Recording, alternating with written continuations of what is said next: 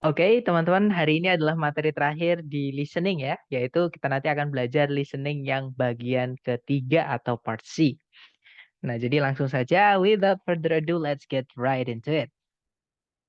Oke, jadi seperti yang kita tahu di listening nanti, teman-teman akan diberikan jumlah soal 50 pertanyaan ya, yang dibagi ke dalam 3 parts, yaitu part A namanya short conversations atau percakapan pendek, part B long conversations atau percakapan panjang, dan part C namanya long talks atau pembicaraan panjang. Nah, nanti teman-teman hanya punya waktu 12 detik untuk menentukan di antara 4 pilihan ABCD yang mana jawaban yang benar, seperti itu. Oke. Nah, hari ini kita akan fokus ke listening yang terakhir yaitu part C, karena part A dan part B kita sudah, kenalan ya, sudah belajar teman-teman. Nah, di part C nanti itu ada 3 percakapan teman-teman, yang mana di setiap percakapan sorry bukan percakapan, maksud saya pembicaraan atau talk kalau dalam bahasa Inggris ya. Nah, bedanya pembicaraan sama percakapan itu percakapan biasanya dialog 2 orang atau lebih gitu ya. Sedangkan monolog itu nanti yang ngomong cuma 1 orang, sisanya itu sebagai audiens atau pendengar, seperti itu. Contohnya yang saya lakukan saat ini, nah ini adalah pembicaraan, oke. Nah, di setiap, pembicaraan nanti teman-teman pastinya akan mendengar 1 orang ya, yang sedang berbicara, yang mana biasanya menjelaskan tentang sesuatu atau memberikan prosedur tentang sesuatu dan sebagainya gitu ya, teman-teman. Dan tentunya di listening part C ini, vocab-nya itu lebih tinggi-tinggi karena yang dibahas itu biasanya persoalan akademik, teman-teman. Kalau nggak akademik biasanya tentang profesi. Jadi, ranah pekerjaan atau ranah, kuliah gitu ya. Jadi pasti yang dibahas bahasanya agak tinggi-tinggi atau akademik bisa dibilang seperti itu. Nah, nanti teman-teman kurang lebih alurnya seperti ini. Kalau teman-teman sudah tahu alurnya nanti bisa melatih kesiapan fokus teman-teman. Oke? Jadi yang pertama, teman-teman akan dibacakan topik. Kalau nggak gitu biasanya kalau nggak topiknya tentang apa ya siapa yang melakukan pembicaraan dan siapa pendengarnya, biasanya seperti itu, teman-teman. Oke. Nah, nanti teman-teman juga fokus pada coverage atau cakupan. Jadi topik yang dibawakan itu, dibahasnya itu apa aja tentang topik tersebut. Nah, jadi sambil mendengarkan teman-teman fokus, sambil mengikuti alur, sambil, mengkategorikan, "Oh, ini tadi yang dibahas tentang ini." Oke. Nah, tentang ini apa isinya? Tentang ini apa isinya? Tentang ini apa isinya? Seperti itu. Oke. Nah, jadi lanjutannya tentang flow tadi yang saya sampaikan sebelumnya tadi, alur itu lebih penting, sama kayak part B kemarin, teman-teman. Jadi kalau teman-teman menemukan kata yang teman-teman nggak tahu artinya, ya, atau istilah khusus atau technical term, lewatin aja. Fokus sama, eee, alur pembicaraan. Teman-teman ngikutin aja alurnya gitu ya, orangnya ngomong apa, ikutin aja sambil mendengarkan sambil memahami. Jangan translate kata per kata, karena itu kebanyakan kesalahan dalam bahasa Inggris itu kita berusaha men-translate kata kata per kata. Nah, sedangkan kadang teman-teman ada kata itu yang kita nggak tahu ternyata memiliki arti lain, seperti itu. Jadi makanya daripada kita tersedat karena satu kata yang kita nggak tahu, ikutin aja alurnya, gitu ya. Karena satu kata yang kita tidak tahu itu biasanya bisa kita, eee, cocokologi atau kita sambung-sambungkan dengan konteks keseluruhan, seperti itu. Nah, kemudian yang terakhir sama kayak coverage tadi, teman-teman, pahami juga detail-detail kecil 5W1H tentang topik yang dibahas, karena biasanya itu nanti ditanyakan. Jadi biasanya yang ditanyakan itu peritilan-peritilan kecil di dalam, apa yang disampaikan oleh si pembicara. Gitu ya, teman-teman. Nah, sebelum kita lanjut ke latihan nih buat teman-teman atau praktek, nah mungkin ada yang ingin ditanyain dulu dari teman-teman, silahkan kalau ada pertanyaan, teman-teman.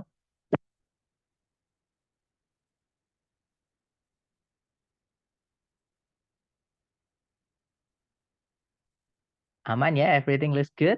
Alright, so let's go on to the exercise. Kita lanjut ke latihan buat teman-teman. Seperti biasa, listening ini adalah skill, teman-teman jangan takut salah, dicoba dulu.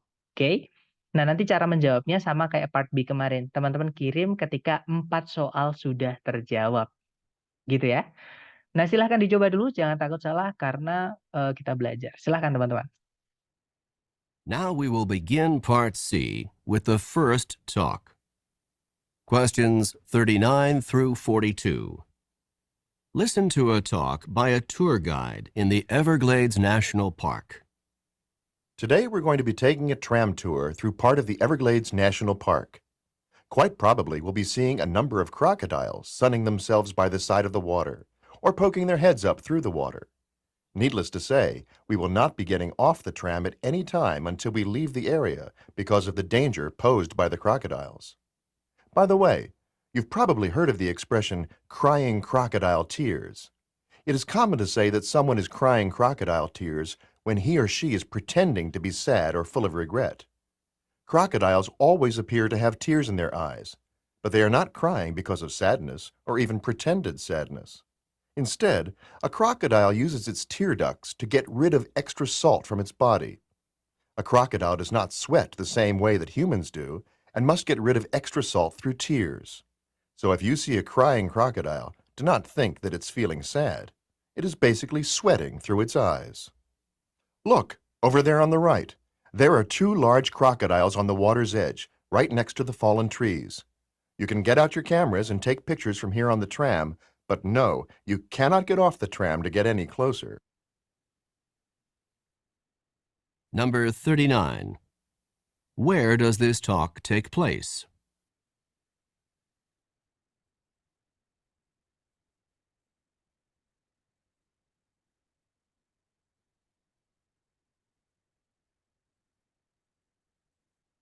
Number 40. What does the expression crying crocodile tears mean when it is used to describe humans?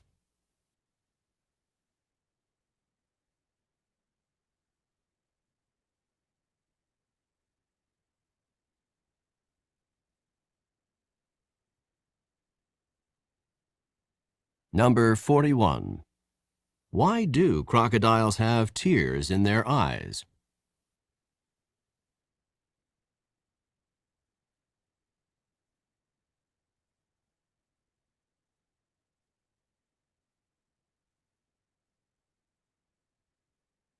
Number 42. What does the tour guide recommend?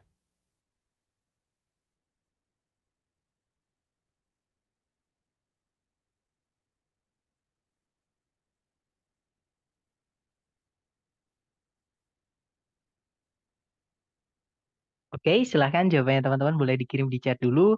Jangan takut salah, sedapatnya teman-teman nanti kita bahas, oke? Baik, ada jawaban CCBA, DCBA, ada juga CDBA. Oke, kita cek teman-teman. Kita dengarkan kembali dengan skripnya, oke? Mari teman-teman, silahkan.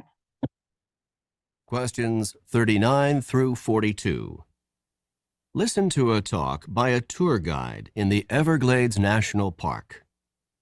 Today we're going to be taking a tram tour through part of the Everglades National Park. Quite probably we'll be seeing a number of crocodiles sunning themselves by the side of the water or poking their heads up through the water. Needless to say, we will not be getting off the tram at any time until we leave the area because of the danger posed by the crocodiles. By the way, you've probably heard of the expression crying crocodile tears. It is common to say that someone is crying crocodile tears when he or she is pretending to be sad or full of regret. Crocodiles always appear to have tears in their eyes, but they are not crying because of sadness or even pretended sadness. Instead, a crocodile uses its tear ducts to get rid of extra salt from its body. A crocodile does not sweat the same way that humans do and must get rid of extra salt through tears. So if you see a crying crocodile, do not think that it's feeling sad. It is basically sweating through its eyes. Look, over there on the right. There are two large crocodiles on the water's edge, right next to the fallen trees. You can get out your cameras and take pictures from here on the tram, but no, you cannot get off the tram to get any closer. Alright, that's it. Kita artikan bersama, itu tadi adalah sebuah pembicaraan oleh seorang pemandu wisata ya, teman-teman, di Taman Nasional Everglades di Amerika Serikat sana. Oke, kita dengarkan, kita artikan. Nah, tadi dikatakan hari ini kita akan melakukan perjalanan menggunakan tram. Tram sendiri itu sebenarnya artinya banyak, teman-teman. Beda tempat biasanya beda arti. Intinya, tram itu adalah kendaraan yang jendelanya terbuka. Biasanya ditujukan untuk kepentingan pariwisata. Nah, kalau di tempat saya itu ada 2 nama ya. Ada yang nyebutnya kereta kelinci, ada yang nyebutnya odong-odong. Nah, kalau di Bali dulu, seingat saya tahun 2000 berapa ya, 2006 kalau nggak salah, Namanya adalah Komotra. Nah, itu bentuknya kayak mobil kecil, kayak elf kecil gitu yang jendelanya itu terbuka. Jadi tiap tempat pastinya beda-beda. Pasti di tempat teman-teman juga ada tapi namanya beda gitu ya. Jadi, hari ini kita akan melakukan perjalanan menggunakan tram, melalui, bagian dari Taman Nasional Everglades. Nah, sangat mungkin kita nanti akan melihat sejumlah buaya yang sedang menjemur, ini buaya beneran ya teman-teman, yang menjemur diri di bawah matahari di tepi air atau menjulurkan kepala mereka dari dalam air. Nah, tentunya atau tidak perlu dikatakan lagi, kita pastinya tahu, kita nggak boleh meninggalkan tram atau turun dari tram kapanpun sampai kita meninggalkan, area itu. Karena bahaya yang disebabkan oleh buaya-buaya tersebut. Nah, ngomong-ngomong, kalian mungkin pernah mendengar ungkapan menangis mengeluarkan air mata buaya. Nah, sudah hal umum kita mengatakan seseorang itu lagi menangis mengeluarkan air mata buaya ketika dia lagi pura-pura sedih atau pura-pura menyesal. Nah, kemudian, buaya itu memang selalu terlihat ada air mata di mata mereka. Tapi mereka itu sebenarnya nggak menangis karena kesedihan atau bahkan kesedihan yang dipura-purakan atau yang dibuat-buat. Nah, namun seekor buaya menggunakan selaput air mata untuk menyingkirkan kadar garam yang berlebihan dari dalam tubuhnya. Nah, seekor buaya itu tidak berkeringat seperti halnya manusia dan tetap harus mengeluarkan kadar garam yang berlebihan melalui air mata. Jadi jika kalian melihat seekor buaya menangis, jangan mengira kalau buaya itu lagi sedih. Nah, sebenarnya buaya itu lagi keringetan lewat matanya. Nah, coba lihat di sebelah sana di kanan, ada 2 buaya besar di tepian air, tepat di sebelahnya pohon-pohon yang tumbang itu. Kalian bisa mengeluarkan kamera kalian dan mengambil gambar dari sini di atas tram, tapi nggak boleh, kalian nggak boleh turun dari tram untuk mendekati buaya-buaya tersebut. Okay, let's go to the questions, guys. Number 39. Where does this talk take place? Nah, di manakah pembicaraan ini terjadi? Jelas ya, mereka tadi ada di atas tram atau lagi naik tram atau kendaraan yang saya sampaikan tadi, teman-teman. Nah, jawaban yang tepat adalah Charlie ya, on a tram, di atas tram. Oke, lanjut ke number 40. Number 40. What does the expression crying crocodile tears mean when it is used to describe humans? Nah, apa arti ungkapan dari menangis mengeluarkan air mata buaya ketika dipakai untuk mendeskripsikan manusia? Nah, tadi dijelaskan, it is common to say that someone is crying crocodile tears when he or she is pretending to be sad or full of regret. Jadi, kita tuh biasa bilang orang itu seseorang itu mengeluarkan air mata buaya ketika dia pura-pura nyesal atau pura-pura sedih. Nah, jawaban yang paling tepat berarti adalah yang delta ya, teman-teman. It means they are pretending to be sad. Berarti mereka lagi pura-pura sedih. Next, number 41. Number 41. Why do crocodiles have tears in their eyes? Oke, jadi kenapa buaya itu memiliki air mata di mata mereka?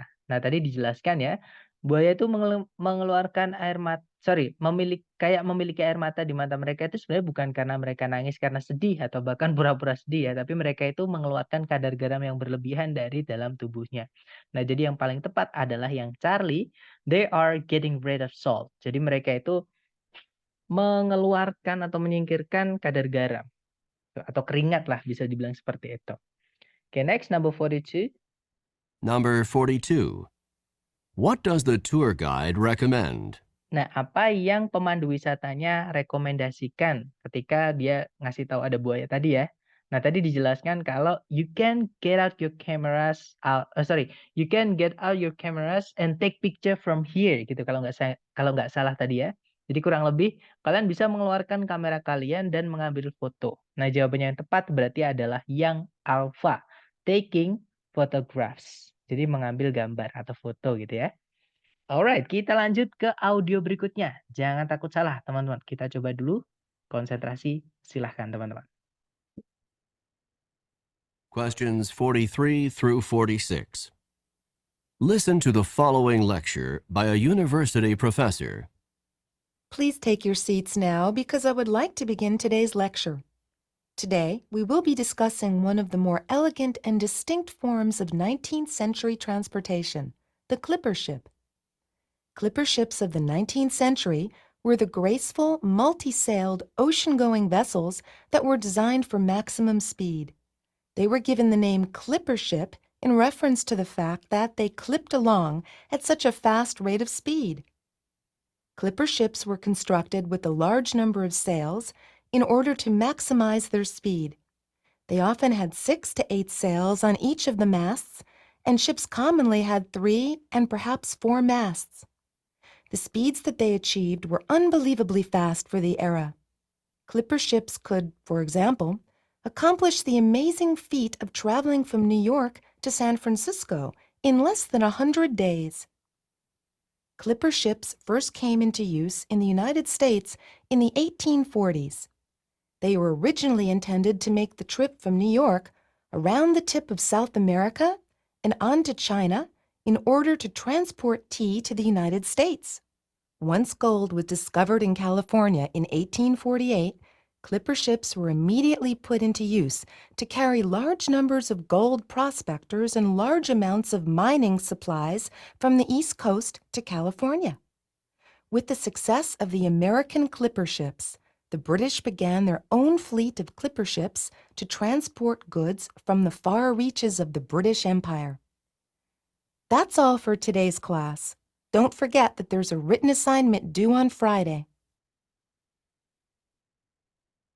Number 43. In which course would this lecture most probably be given?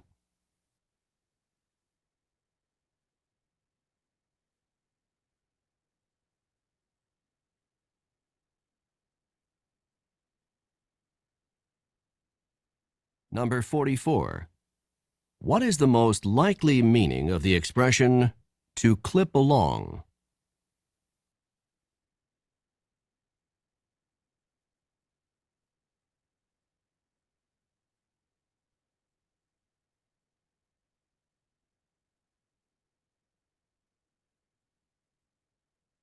Number 45. What were clipper ships first used for in the United States?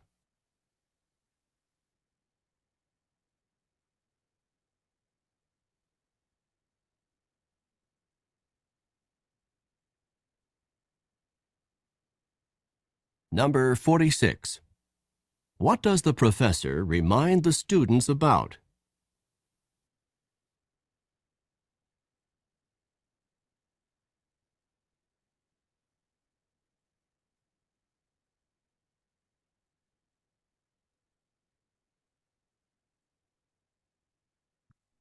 Oke, itu tadi. Silakan yang sudah nemu jawaban, boleh dikirim di chat dulu, teman-teman. Sedapatnya ya. Mungkin karena teman-teman ketinggalan banyak mungkin ya, tadi mungkin atau terlalu. Oke, ternyata ada jawaban Charlie Bravo Alpha Alpha, ada juga Charlie Bravo Bravo Alpha, Charlie Bravo Bravo Charlie, Alpha Bravo Delta Charlie, Charlie. Banyak ya, teman-teman. Alright, kita cek bareng, kita dengarkan dulu dengan skripnya. Silakan, teman-teman. Questions 43 through 46. Listen to the following lecture by a university professor. Please take your seats now because I would like to begin today's lecture. Today, we will be discussing one of the more elegant and distinct forms of 19th century transportation, the clipper ship. Clipper ships of the 19th century were the graceful, multi-sailed, ocean-going vessels that were designed for maximum speed. They were given the name clipper ship in reference to the fact that they clipped along at such a fast rate of speed. Clipper ships were constructed with a large number of sails in order to maximize their speed. They often had 6 to 8 sails on each of the masts, and ships commonly had 3 and perhaps 4 masts. The speeds that they achieved were unbelievably fast for the era. Clipper ships could, for example, accomplish the amazing feat of traveling from New York to San Francisco in less than 100 days. Clipper ships first came into use in the United States in the 1840s. They were originally intended to make the trip from New York around the tip of South America and on to China in order to transport tea to the United States. Once gold was discovered in California in 1848, clipper ships were immediately put into use to carry large numbers of gold prospectors and large amounts of mining supplies from the East Coast to California. With the success of the American clipper ships, the British began their own fleet of clipper ships to transport goods from the far reaches of the British Empire. That's all for today's class. Don't forget that there's a written assignment due on Friday. Oke, itu tadi ya, teman-teman. Agak sedikit panjang. Baik, kita cek bersama, kita dengarkan dulu ceritanya ya. Itu tadi adalah sebuah pembicaraan atau kuliah gitu ya oleh seorang profesor universitas. Nah, tadi dikatakan, silahkan duduk semuanya karena saya mau memulai kelas, pagi ini atau hari ini gitu ya. Nah, hari ini kita akan membahas salah satu dari bentuk-bentuk transportasi abad ke-19 yang agak elegan dan berbeda, yaitu clipper ship atau kapal clipper gitu ya. Nah, kapal clipper dari abad ke-19, adalah, kapal pengarung lautan yang memiliki banyak layar yang besar, yang didesain untuk kecepatan penuh. Nah, mereka itu diberi nama clipper ship karena fakta bahwa mereka bisa clip along pada kecepatan yang tinggi. Nah, clipper ship sendiri itu dibuat dengan, sejumlah besar layar untuk memaksimalkan kecepatannya. Mereka, umumnya memiliki 6 hingga 8 layar di setiap tiang kapalnya. Dan kapal-kapal umumnya memiliki 3 dan mungkin 4 tiang kapal. Kecepatan yang mereka bisa raih atau capai itu sangatlah cepat untuk eranya. Nah, kapal clipper itu bisa sebagai contohnya menyelesaikan, tugas perjalanan yang menakjubkan dari New York menuju San Francisco dalam kurang dari 100 hari. Nah, clipper ship sendiri itu pertama kali dipergunakan di Amerika Serikat di tahun 1840-an. Nah, mereka awalnya dimaksudkan untuk melakukan perjalanan dari New York mengelilingi ujung dari Amerika Selatan dan lanjut menuju Cina untuk mengangkut atau mengirim ya teh ke Amerika Serikat. Nah, ketika emas ditemukan di California di tahun 1848, clipper ship secara segera atau, clipper ship itu atau kapal clipper itu dengan segera dialihfungsikan intinya gitu ya, untuk mengangkut, sejumlah besar, eee, pencari emas dan sejumlah besar persediaan tambang dari pantai timur menuju California. Dengan keberhasilan clipper ship-nya Amerika, nah Inggris itu memulai armada clipper ship mereka sendiri untuk mengangkut barang-barang dagangan dari, tempat-tempat yang jauh dari kerajaan British Raya. Nah, itu saja untuk kelas hari ini. Jangan lupa kalau ada tugas tertulis yang paling lambat dikumpulkan hari Jumat. Oke, kita dengarkan soal-soalnya, silakan. Number 43. In which course would this lecture most probably be given? Nah, di mata kuliah apakah kuliah tadi itu kemungkinan akan diberikan? Nah, tadi ngomongin tentang, alat transportasi dari abad ke-19 di Amerika Serikat ya, teman-teman. Nah, jawaban yang paling tepat di sini adalah yang Charlie, American History, sejarah Amerika. Nggak mungkin olahraga air ya, teman-teman. Karena ngomongin kapal, bukan ngomongin kegiatan olahraga ataupun kompetisi seperti itu. Kalau yang Bravo fisika, tidak ada hukum fisika, tidak ada juga teori tentang fisika ataupun pembuat teori tentang fisika atau fisikawan gitu ya. Bravo bukan. Kalau yang Delta psikologi apalagi? Psikologi itu kalau saya nggak salah, mohon maaf Mas ya, teman-teman ya, bukan ranah saya, tapi setahu saya psikologi itu ngomongin tentang, psikis atau mental seseorang gitu ya. Sedangkan ini ngomongin kapal, nggak punya psikis gitu. Nah, jawaban yang paling tepat adalah sejarah Amerika. Jawabannya Charlie. Oke, next number 44. Number 44. What is the most likely meaning of the expression to clip along? Oke, jadi, apa makna yang paling mendekati dari ungkapan to clip along? Nah, to clip along tadi disebutkan. Nah, ini teknik juga, teman-teman. Kenapa saya sampaikan tadi di listening itu kalau menemukan kata yang nggak tahu artinya lewatin aja. Karena teman-teman bisa mencari cara untuk bisa mengetahui arti kata tersebut. Nah, gimana cara mengetahuinya? Teman-teman ini ingat-ingat, to clip along tadi itu disebutkan berkali-kali, maksudnya disebutkan sekali ketika si pembicara tadi berkali-kali membahas tentang seberapa cepat clipper ship. ya kan? Jadi to clip along at such fast rate of speed, pada kecepatan yang tinggi. Bawahnya itu masih ngomongin kecepatan, bawahnya lagi ngomongin kecepatan lagi, masih ngomongin kecepatan, sampai akhirnya fungsinya. Seperti itu. Jadi cari ABCD yang ada kata cepat.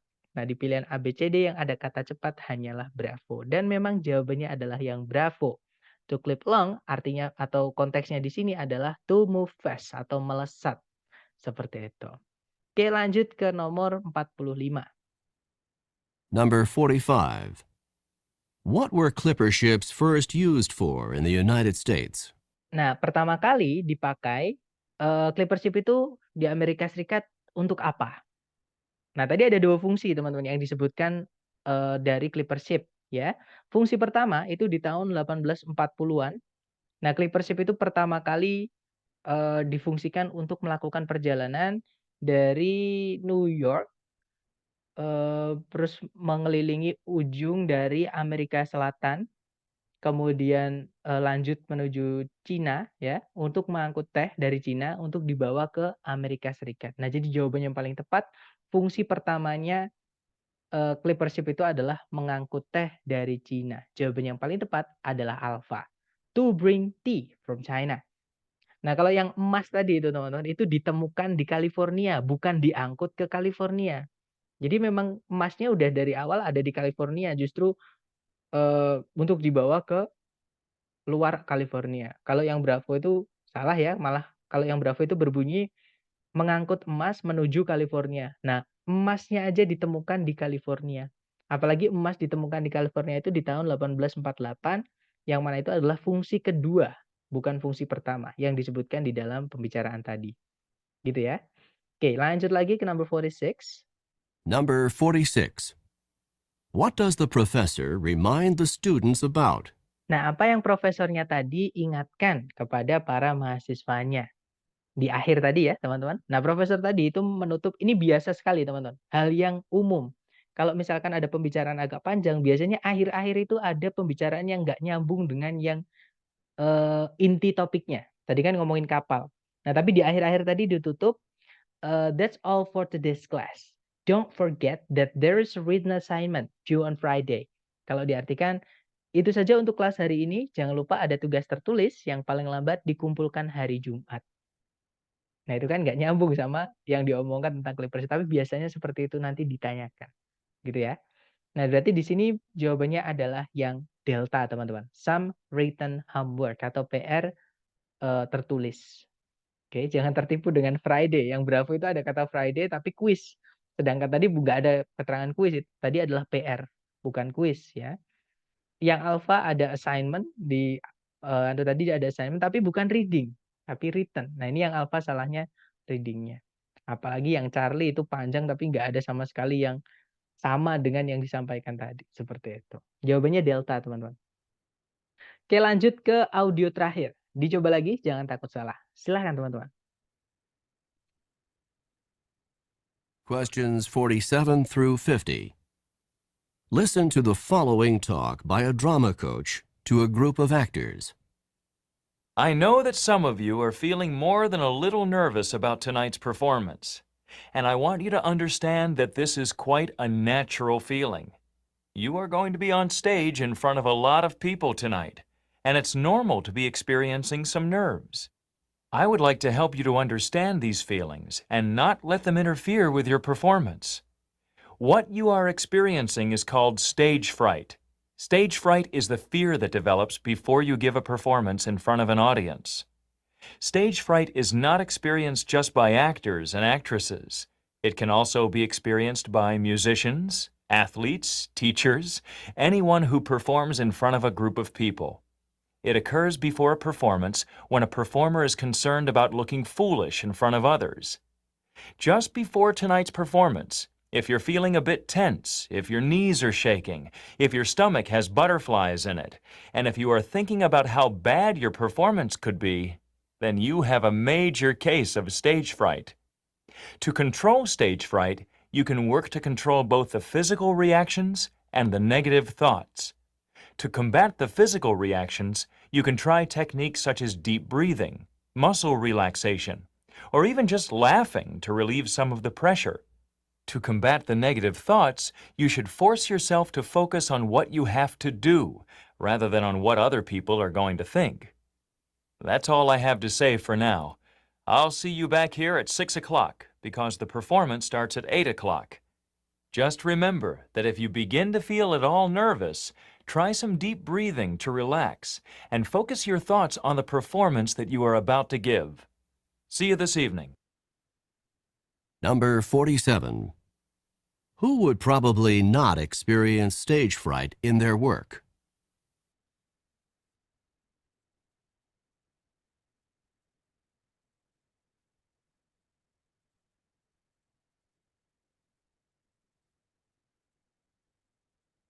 Number 48. What physical reaction might someone who is experiencing stage fright commonly have?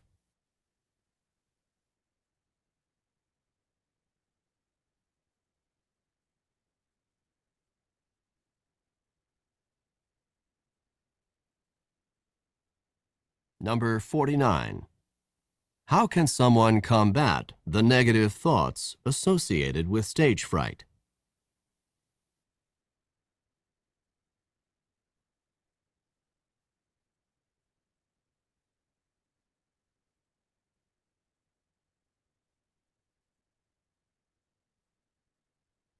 Number 50. When should the actors arrive at the theater?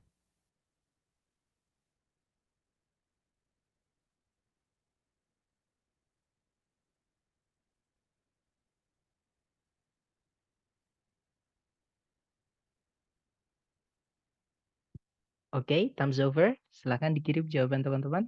Sedapatnya dulu ya. Oke, banyak jawabannya teman-teman. Alright, ada CDAB, CDBA, CBBA, BADC, ACDC. Banyak teman-teman, nice. Intinya teman-teman nyoba dulu ya, karena dari situ teman-teman akan ngerasakan nanti gitu. Dan sering-sering teman-teman gitu ya.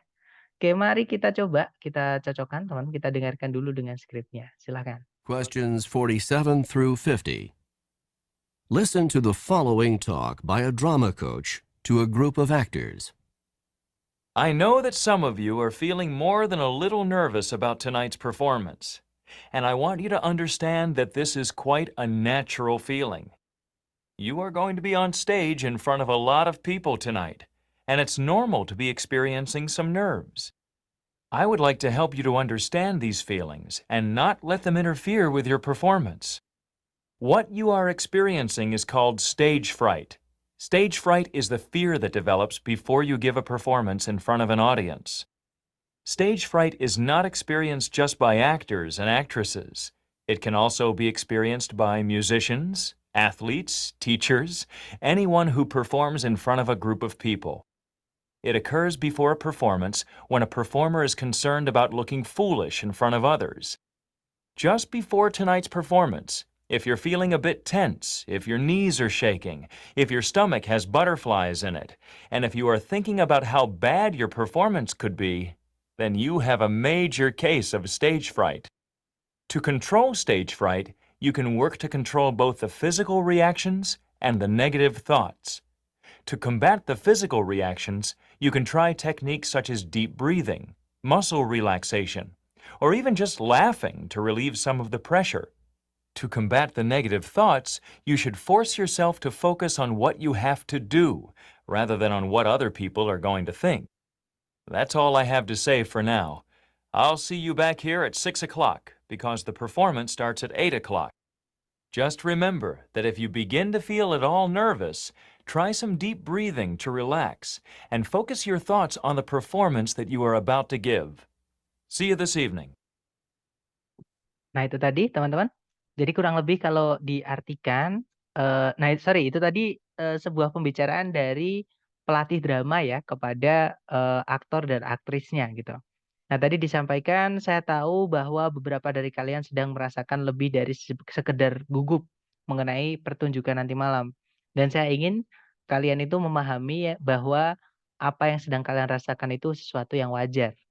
Nah, kalian akan berada di atas panggung, di depan banyak orang nanti malam. Dan wajar bila kalian mengalami ketegangan-ketegangan. Nah, saya ingin membantu kalian memahami yang kalian rasakan dan tidak akan membiarkan yang kalian rasakan itu mengganggu pertunjukan kalian. Nah, apa yang sedang kalian rasakan itu disebut demam panggung. Demam panggung merupakan rasa takut yang muncul sebelum kalian memberikan pertunjukan di depan audiens. Demam panggung tidak dialami hanya oleh aktor dan aktris saja. Demam panggung juga bisa dialami oleh musisi, atlet, guru, siapapun yang tampil di depan banyak orang. Nah, demam panggung itu terjadi sebelum sebuah pertunjukan ketika seorang performer itu khawatir akan terlihat konyol di depan orang-orang. Nah, tepat sebelum pertunjukan nanti malam, jika kalian merasa tegang, jika lutut kalian gemeteran, jika perut kalian seperti ada kupu-kupunya, nah ini idiom teman-teman, artinya if your stomach has butterflies in it, itu maksudnya jika kalian gugup gitu ya, nggak nyaman gitu. Karena kalau kayak ada kupu-kupu di perut kan nggak bisa kita garuk, nggak bisa kita apa, karena di dalam gitu ya, maksudnya seperti itu. Dan jika kalian berpikir seberapa buruk pertunjukan kalian nantinya, disitulah kalian sedang mengalami demam panggung. Nah, untuk mengendalikan demam panggung, kalian bisa berusaha untuk mengendalikan reaksi fisik dan pikiran-pikiran negatif yang berhubungan dengan demam panggung. Nah, untuk melawan reaksi fisiknya, kalian bisa mencoba beberapa teknik, misalnya menarik nafas yang dalam, regangkan otot, atau bahkan hanya ketawa ketiwi untuk meregakan beberapa tekanan. Nah, untuk melawan pikiran-pikiran negatifnya, kalian harus memaksa diri kalian untuk fokus pada apa yang harus kalian lakukan, daripada apa yang nanti orang-orang akan pikirkan. Itu saja yang saya harus katakan sekarang. Saya akan menemui kalian lagi di sini jam 6, karena pertunjukannya mulai jam 8. Nah, ingat-ingat saja, jika kalian mulai merasakan gugup, cobalah menarik nafas yang dalam untuk rileks dan fokuskan pikiran kalian pada pertunjukan yang akan kalian berikan. Sampai jumpa nanti malam. Nah, kita dengarkan number 47. Number 47. Who would probably not experience stage fright in their work? Nah, ini banyak yang kepleset kata not-nya, teman-teman. Jadi, who would probably not experience stage fright in their work, gitu ya. Jadi, siapa yang kemungkinan tidak akan mengalami demam panggung dalam pekerjaan mereka. Nah, tadi dijelaskan demam panggung itu dialami oleh siapapun yang tampil di depan banyak orang. Bukan cuma aktris sama aktor saja ya. Tadi disebutkan ada musisi, ada atlet, ada guru sebagai contohnya. Nah, teman-teman bisa mengenali jenis soal seperti ini, tidak mungkin ada 3 jawaban benar. Jadi kita kayak kayak ini teman-teman, kayak tes IQ. Kalau misalkan teman ketinggalan soalnya atau kebetulan soalnya tidak ditulis, nanti teman-teman kayak, tes IQ itu loh teman-teman, kayak kita bedain kan hanya ada satu yang beda gitu. Nah, writers, actors, musisi, sama atlet itu yang 3 itu kerjanya dilihat orang, yang satu enggak. Nah, berarti jawabannya pasti yang satu, yang enggak, gitu ya. Memang pertanyaannya memang seperti itu. Nah, jawaban yang kerjanya itu tidak di depan atau tidak harus dilihat orang, itu adalah yang alfa. Jadi yang kemungkinan tidak, mengalami demam panggung dalam pekerjaan mereka adalah penulis. Karena penulis itu bisa ngerjakan atau bisa bekerja di manapun. Ketika sendiri, ketika dia ada temennya, ketika pokoknya ada inspirasi, tulis, gitu ya. Kalau yang bravo aktor, itu tadi yang diajak ngomong sama coach-nya. Musisi disebutkan sebagai salah satu contoh dari, pekerja yang mungkin mengalami demam panggung juga karena dilihat banyak orang. Atlet juga sama. Ada lagi satu lagi guru tadi, teachers, seperti itu. Oke, jadi jawabannya alfa ya, teman-teman. Oke, lanjut ke number 48. Number 48. What physical reaction might someone who is experiencing stage fright commonly have? Nah, reaksi fisik apa yang mungkin seseorang dengan demam panggung alami? Nah, tadi dijelaskan reaksi fisik ada beberapa, teman-teman. Ketika gugup, terus ada ketika lututnya gemeteran, kemudian perutnya kayak ada kupu-kupunya, nggak nyaman gitu ya, sama, berpikir seburuk apa pertunjukannya nanti.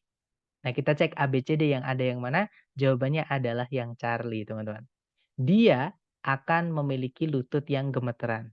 Maksudnya lututnya jadi gemeteran karena gugup tadi. Nah, jawabannya Charlie ya, nomor 48. Lanjut ke number 49. Number 49.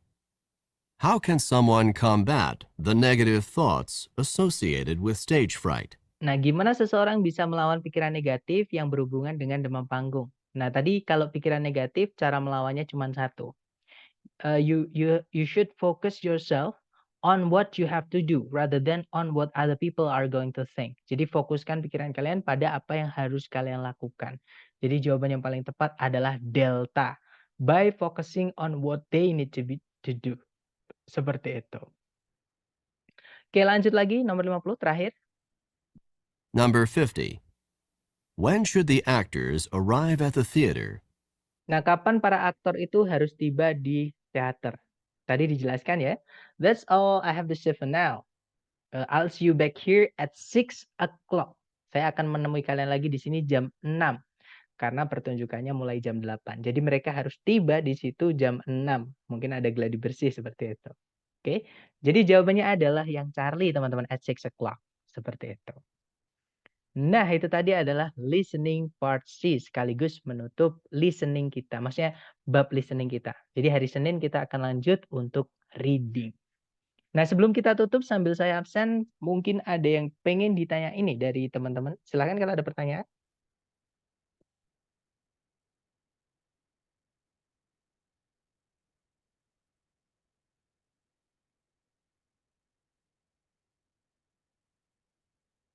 Oke, sudah saya absen.